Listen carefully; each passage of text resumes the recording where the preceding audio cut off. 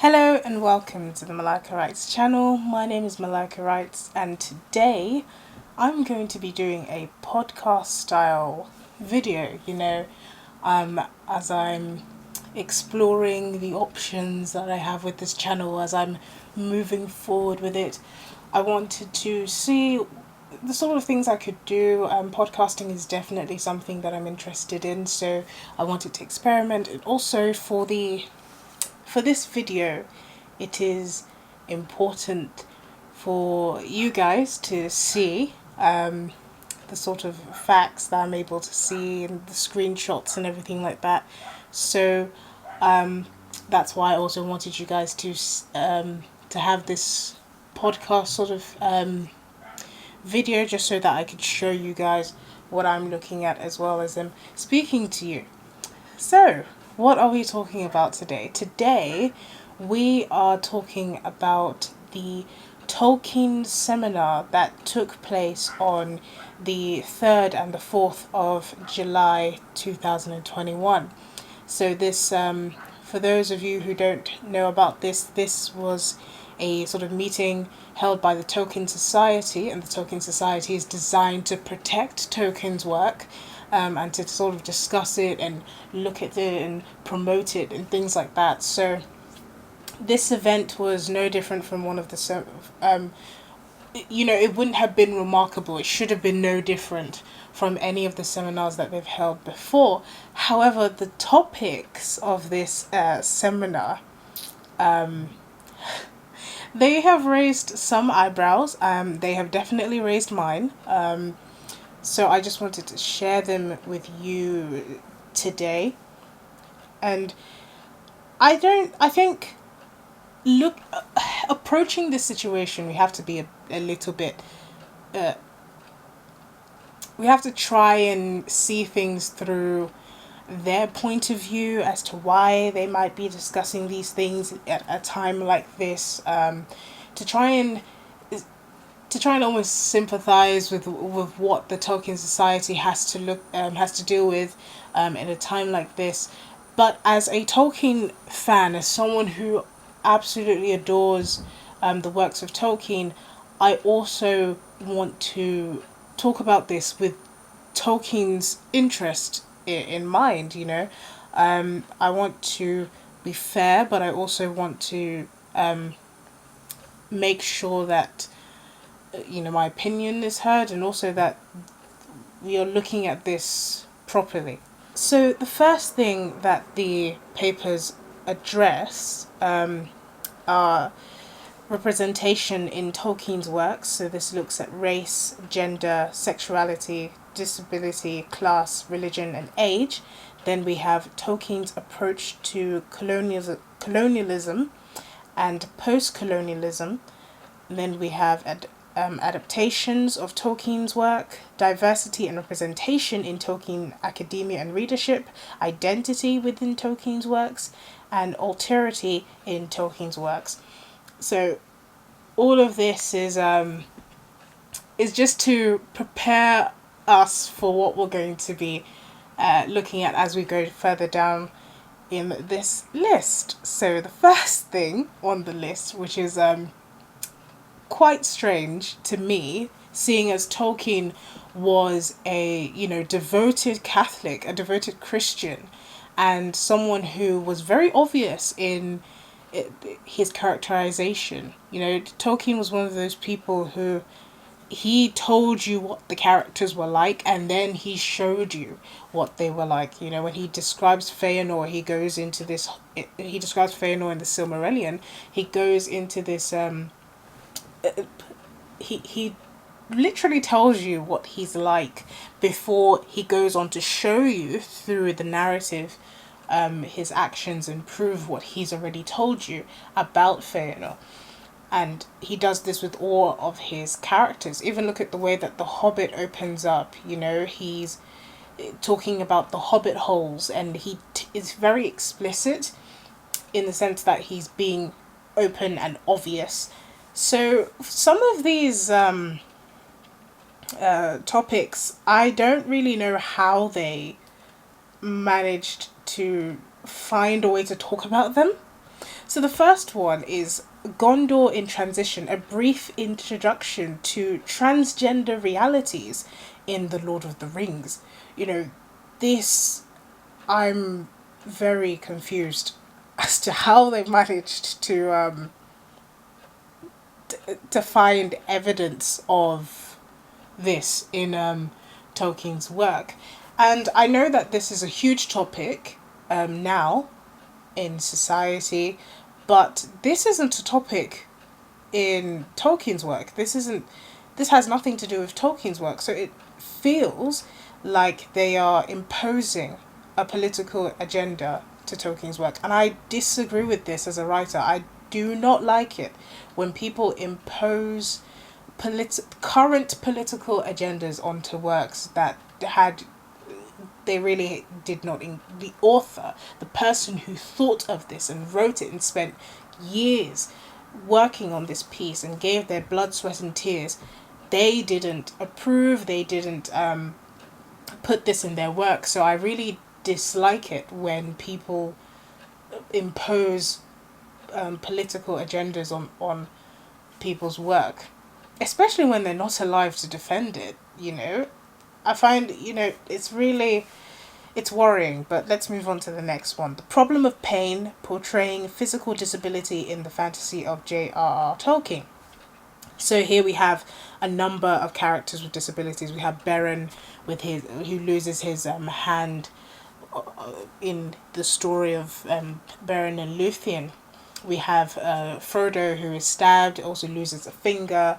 We have Maedhros, who loses his hand after Fingon rescues him in the Silmarillion. We have so many characters that get injured or disabled, so it's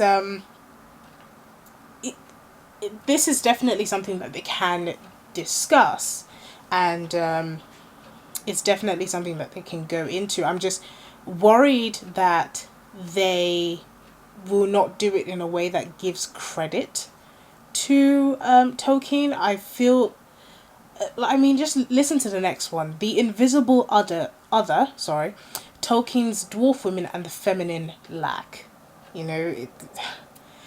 Another one, projecting Indian myths, culture and history onto Tolkien's work. It literally says what they want to do. They want to project things onto Tolkien's work. And I have no problem with people drawing parallels, but with this Amazon series coming out, and with the whole buzz surrounding that, it's a little bit worrying where these talks are going. So we have the identity and anti-racism, the problematic perimeters of Elrond half-elven and Ronald English Catholic. So and here's one, pardoning Saruman the queer in Tolkien's The Lord of the Rings. It's all worrying where this talk is going, and I have to say I don't like it. I don't like where the talks are going. I don't understand why it's necessary to project certain things onto Tolkien's work. And I know that there is a pressure from the outside to destabilize some of the systems that Tolkien put in his work. I know that there is a pressure from certain groups and certain groups of people and social media to impose certain things, especially with the series, with the Amazon series coming out.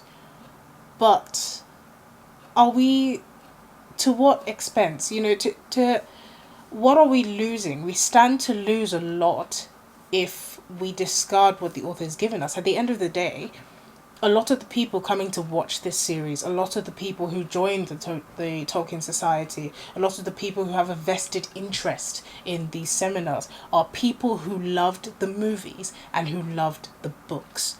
These are people who were satisfied with what the books and what the movies had to offer.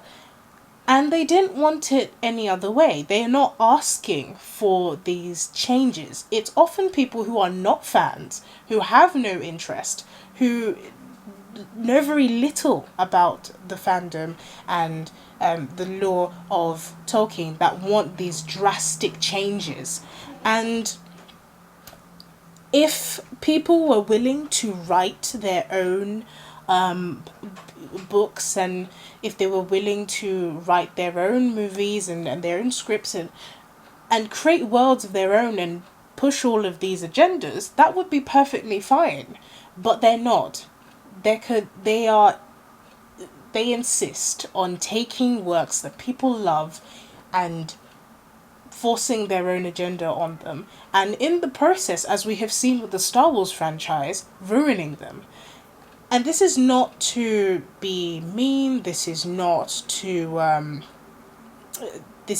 say that people don't have a right to read into books how they wish to, but when we go so far from what the author has put on the page, when we divert so much from what was actually written and what the fans loved, what made people fans, it becomes an issue, it becomes a problem, and it begins to feel very uncomfortable for those who are fans of the book. You know, I'm not saying that we have to be legalists when it comes to keeping in line with the books. You know, the movies, the Peter Jackson Lord of the Rings trilogy, took a lot of liberties. It took things out, it added things in. You know, they in the scene where Arwen rescues Frodo, that was supposed to be Glorfindel, but those things we don't mind. You know, they in the Hobbit series, in the Hobbit film series, they added Tariel, who wasn't a character in the books.